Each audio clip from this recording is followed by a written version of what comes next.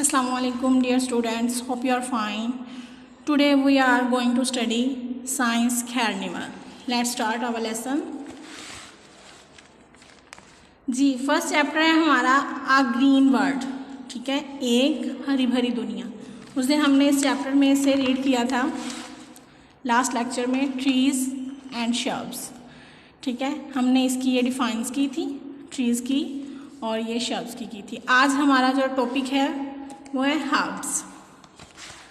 Herbs are small plants that grow in a garden in the wild. Herb छोटे पौधे होते हैं और ये ग्रो करते हैं गार्डन्स में और जंगलात में, यानी बागों में या जंगलात वगैरह में। They have soft and weak stems. इसका जो तना होता है वो बहुत ज़्यादा नरम और कमज़ोर होता है।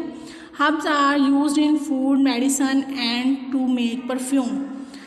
के हर्ब्स जो हैं वो मेडिसन्स, फूड खानों में, मेडिसन्स दवाइयों वगैरह में, एंड टू मेक परफ्यूम्स और परफ्यूम बनाने में यूज़ होता है।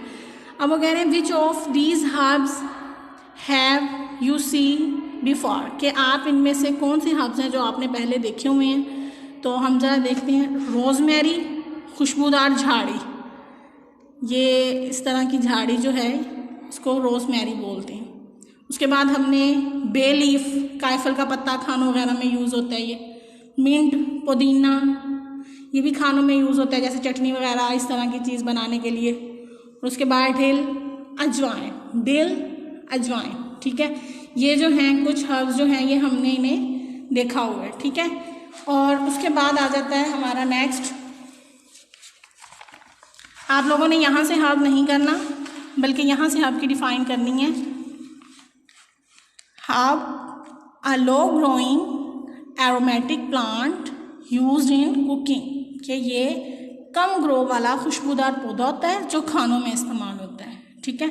उसके बाद यहीं पे हमारा उन्होंने परफ्यूम के बारे में भी बताया हुआ है। तो यहाँ ये परफ्यूम की डिफाइन है, a fragrant liquid that is rubbed और स्प्रेड ऑन द स्किन, कि परफ्यूम जो है ये खुशबूदार लिक्विड होता है जो हम स्किन पर लगाने के लिए इसे यूज़ करते हैं, ठीक है।